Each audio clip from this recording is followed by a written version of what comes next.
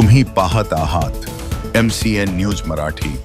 जळगाव तालुक्यात वादळी वाऱ्याने शेती पिकाची हानी। 6 मे रोजी अचानक आलेल्या वादळी वाऱ्याने जळगाव तालुक्यातील शेती पिकाचे मोठ्या प्रमाणात नुकसान झाले आहे।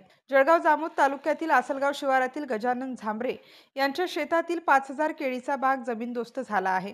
केळीचा बाग संपूर्ण नष्ट झाल्याने संबंधित शेतकऱ्याचे लाखो रुपयांचे नुकसान झाले आहे। तसेच तालुक्यात इतर ठिकाणी कांदा, ज्वारी, मका पिकाचे मोठ्या प्रमाणात नुकसान झाले आहे। अचानक आलेल्या जोरदार वादळी वाऱ्यामुळे जळगाव जामोद तालुका परिसरात शेती पिकांसह नागरिकांच्या घरांचे मोठ्या प्रमाणात नुकसान झाले आहे। या नुकसानीचे पंचनामे करून तात्काळ आर्थिक मदत देण्याची मागणी नागरिकांकडून करण्यात येत आहे। MCN न्यूज मराठीकरिता दिलीप पिंगळे, आसलगाव। संध्याकाळी 6 वाजता अंदाजे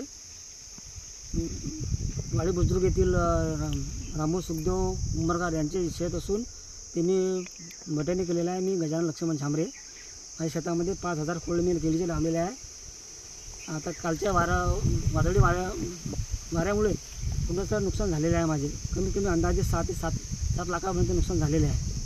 म्हणून शासनाने मला सहकार्य करावे, मला आर्थिक मदत करावी अशी माझी विनंती आहे।